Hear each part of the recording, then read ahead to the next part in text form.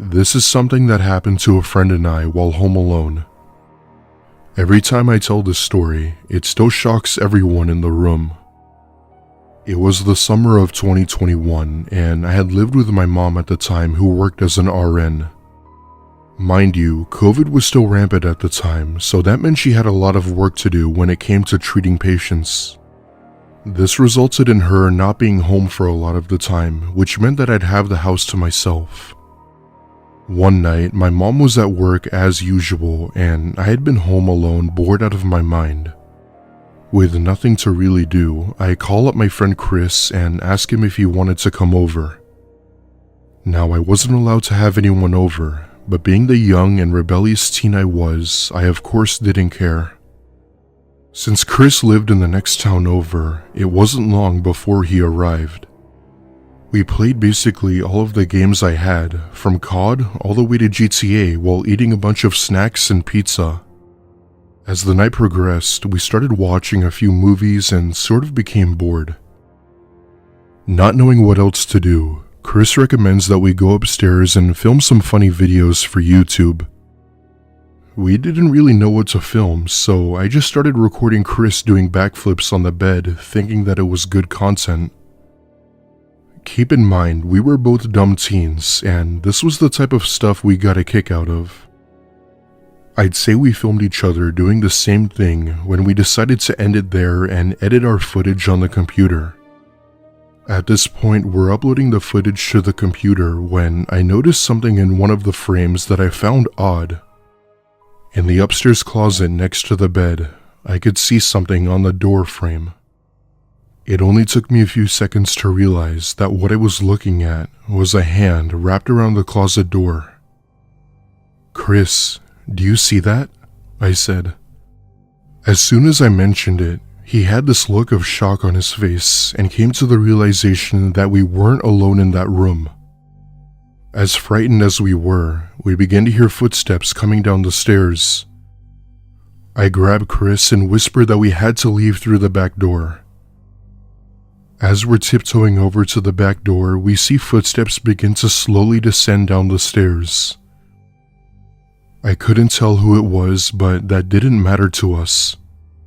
What mattered was leaving the house and ensuring we were safe. Chris and I went out the back door and hid in the shed until we were sure the person was gone. 15 minutes felt like 15 hours as we stayed hidden in the shed waiting for this person to come out.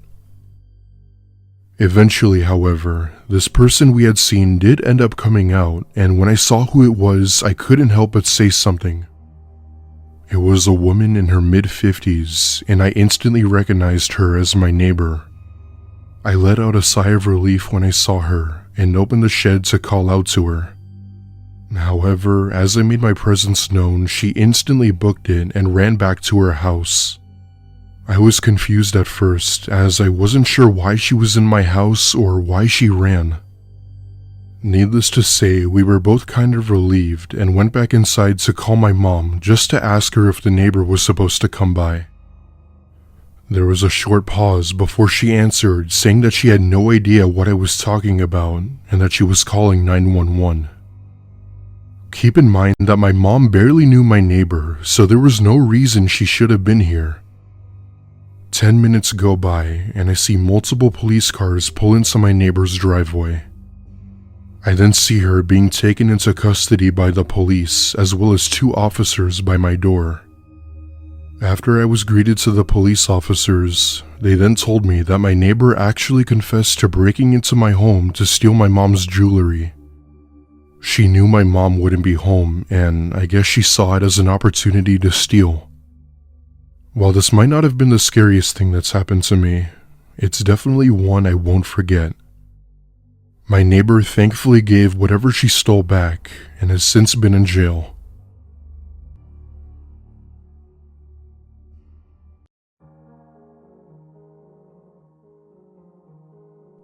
This happened when I was 12. I was home alone for one night since my parents were in town with friends. I was in my room around 4:30 a.m. when I was woken up to the sound of knocking coming from the front door. I wasn't going to answer it, But when I looked out the peephole, there wasn't anyone there, shockingly. Then about 10 minutes later, the knocking happened again. I put on my shoes and sweatshirt just in case I needed to get out of the house through the back door.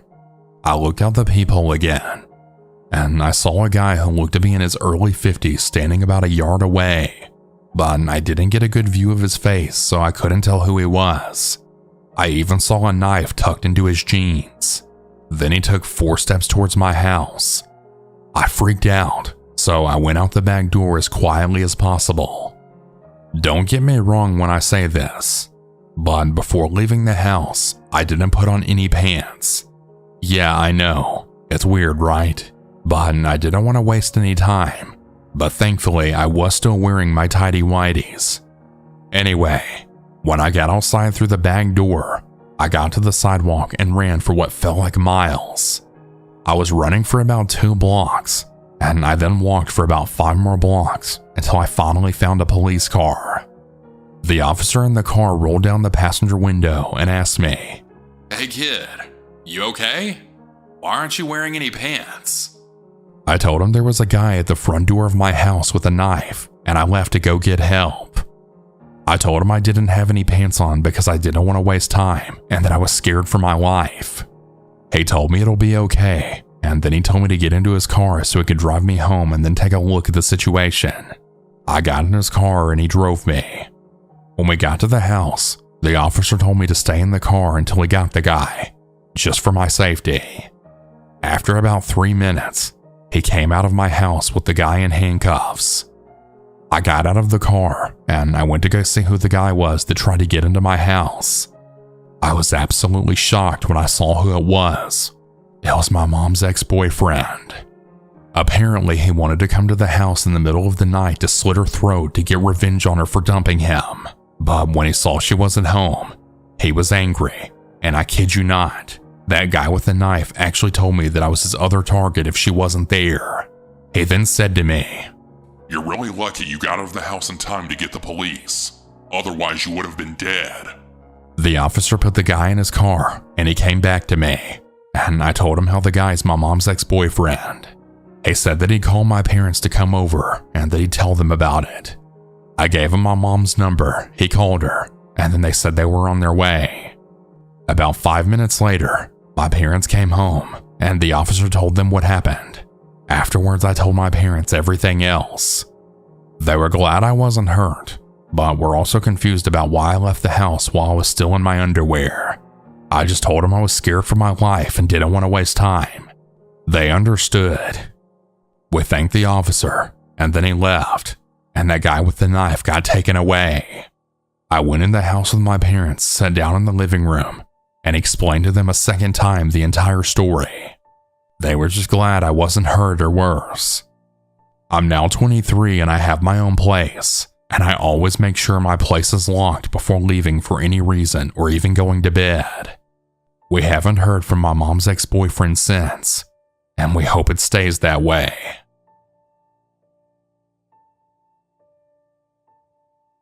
I never liked being home alone, especially at night. The creaks and groans of the old house seemed to take on a life of their own, echoing throughout the empty rooms like ghostly whispers.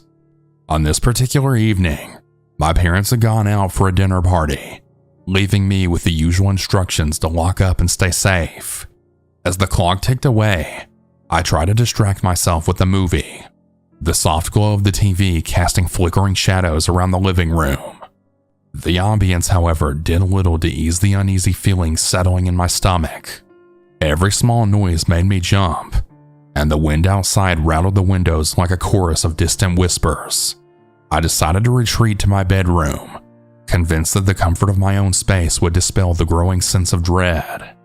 But as I climbed into bed and pulled the covers tight, an unsettling feeling lingered in the air. Suddenly a chill swept through the room, and I noticed a draft that seemed to come from the hallway. I dismissed it, attributing the sensation to the old house's quirks. Just as I closed my eyes, I heard something soft, almost imperceptible. It was footsteps. My eyes shot open, and I strained to listen. The rhythmic sound echoed throughout the quiet house, each step deliberate and intentional. Panic set in as I realized the footsteps weren't mine. The realization hung heavy in the air, and I lay frozen in bed, my ears tuned to the haunting cadence. Unable to resist, I cautiously slipped out of bed, my bare feet meeting the cold floor. The hallway stretched out before me, dimly lit by the soft glow of the moon filtering through the curtains. The footsteps continued, growing louder with each passing moment. Against my better judgment, I followed the sound, a lump forming in my throat. The steps led me down the corridor and into the heart of the darkness. The air felt charged with an inexplicable energy, and a sense of foreboding washed over me. As I approached the end of the hallway, the footsteps abruptly ceased. The silence that followed was deafening. I stood there trembling, my eyes straining to pierce the shadows. That's when I saw it. A figure, vague and indistinct, standing just beyond the reach of the feeble moonlight. My heart raced and a chill ran down my spine as the figure then turned to face me. Panic consumed me and I stumbled backward, retreating to the safety of my room. I locked the door, my breath shallow and rapid.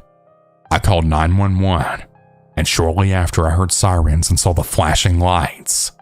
They called my parents, and then what do you know?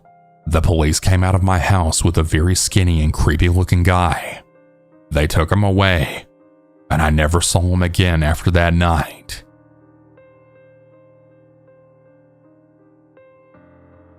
I know a lot of people out there would stay home alone at a very young age due to their parents working night shifts, but in my case, I was never able to stay home alone.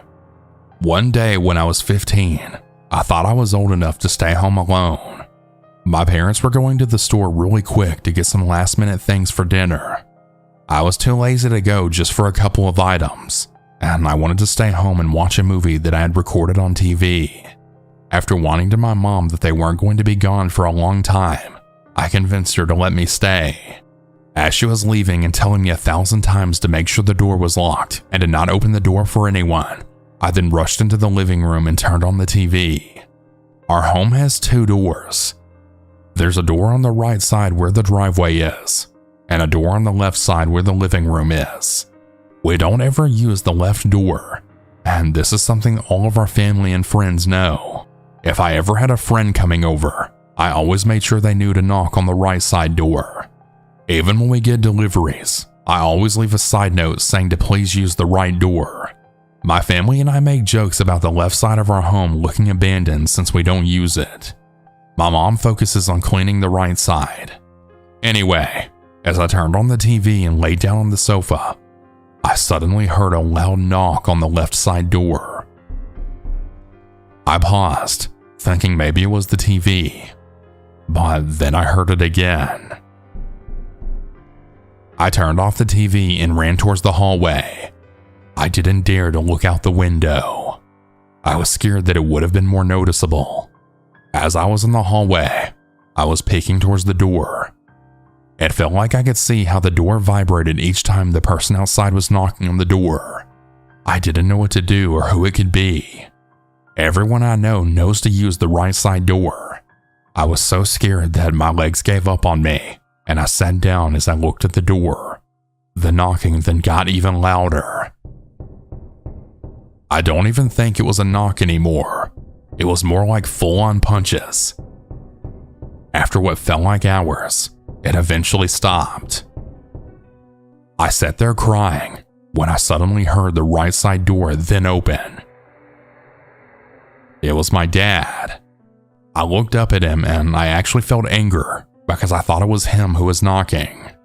I was immediately convinced that my parents did this to scare me, but my dad was just genuinely worried and asking why I was crying. I told him what happened, and after he clarified that it wasn't him or my mom who was knocking, he told me that my mom kept saying, "What if something happens to her while she's home alone? How are we going to live with that?" So she apparently made my dad drive back to the house to get me. As I came outside and looked at my mom in the car with a worried look, I started to really wonder if I had made it up. Did the knocking really happen? Or deep down, was I just really scared to actually stay home alone? In the car, I asked my parents if they saw anyone walking as they reached the house, but they said there was no one. It's been 7 years, and to this day, I still wonder if someone was really out there.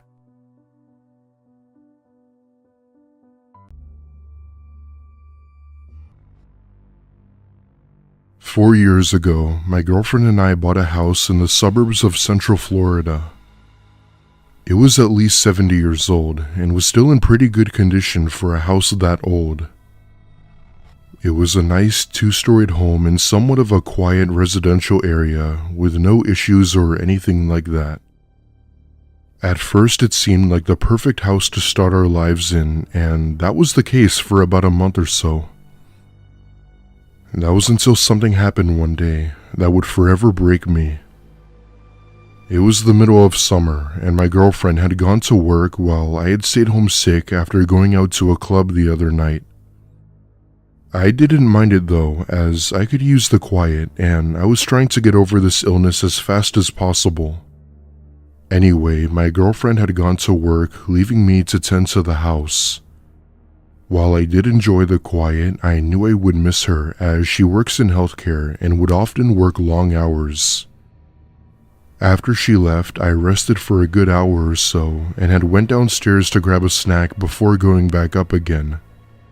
Not knowing what to do, I just put on a movie to keep myself busy in hopes of falling asleep to rest more.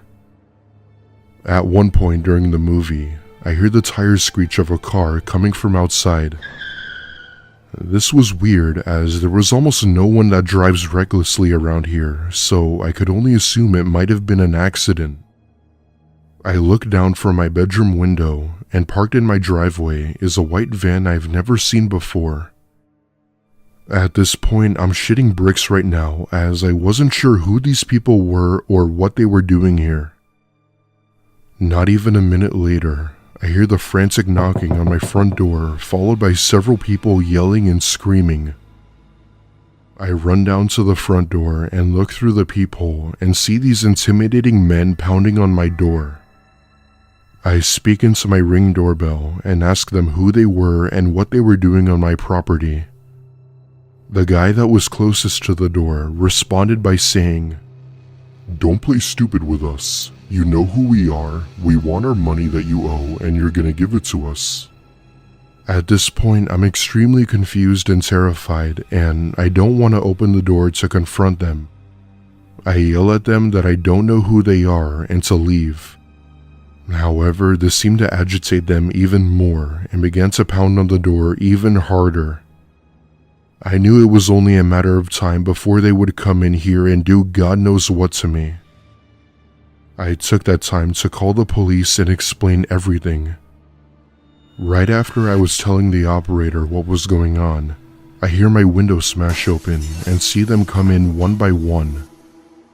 I knew they'd eventually find me, and so I did the only thing I could do. In the moment, it was risky as hell, but after gathering up the courage, I run down the stairs pleading for them to not kill me. However, instead of them reacting with anger or doing something potentially worse, they all just turned to look at each other with these confused faces. It was then where I could hear sirens from down the road, which was music to my ears. This caused them to get back in their van and flee. They didn't make it far though, as police had managed to find them about 2 blocks away. What police told me they learned shocked me to my core. Apparently, the people who had broken into my house were part of a major drug trafficking operation. One of their buyers had apparently stole $50,000 worth of cocaine and other goods and had smuggled them into their house. Whoever gave these people the address as to where this person might have lived had obviously given them the wrong address, resulting in them breaking into my house. The thought that I could have been killed that day will never leave me. I think the hardest part for me was facing these twisted people in court. I'll never forget them calling my name, walking past these criminals, giving me a look as if they wanted to kill me. My girlfriend and I tried to stay in that house to make the best of it, but it came to the point where we just couldn't. She would become paranoid, and I would often wake up from nightmares about it. It even came to a point where I started having thoughts about how other people from this gang would come back for us. This ultimately started to affect our mental health and even our jobs in a way. I'm not sure why this affected me so much, but we just couldn't live with it. A month later, we made the decision to sell the house and move over 2 states away to a safer area. I hope it stays that way.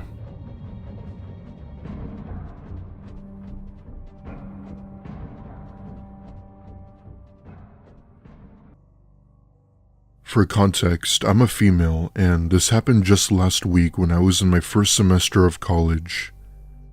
I attended a community college right near my house as it was more convenient for me to get to and from school.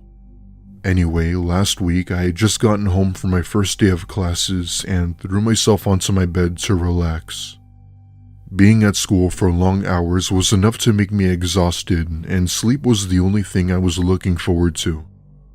I get some shut-eye for a good hour or so when I woke to my dog Mia barking. This was weird as she almost never barks. I have a dachshund, big bark, small bite, and was the sweetest thing anyone could have, so when I heard her barking, I definitely thought it was strange. I dismissed it as her just barking at someone walking their dog or cat. However, it wasn't until her barks went from annoying to defensive, and that's when I get up to see what she was barking at. I could then see her barking into my parents' bedroom. She has her head up while barking as if she were barking at a person. The only problem was that there wasn't anyone there, even though she clearly knew something was there. At this point, I'm officially creeped the hell out while trying to get her to snap out of it. As I was about to approach her, she squeals back as if she was hurt or scared. I take a look at her and I see this minor gash above her stomach where I then covered it. Thankfully, there wasn't that much blood, but it still hurt her to say the least. I grabbed Mia and ran out of that house so fast to call the police. When my parents got home, I had told them about what had happened prior to them arriving. However, my parents are the type of people to take everything so lightly and lectured me about how I haven't been sleeping well enough and that it was all in my head. I know my story sounds crazy, but I saw it happen. I don't care if my parents believed me or not, as I know what I saw. Nothing has happened since, and my dog has gotten back to her normal self. This is by far the scariest thing I've ever seen, as I still can't find the words to explain it. I've had a few people tell me that it was just my dog being dumb, while others say it was something paranormal related. All of these theories were valid, but unfortunately, the second one seems more plausible. I'm not sure what exactly happened, but what I do know is that my dog obviously saw something in that room that I couldn't see, that terrified her.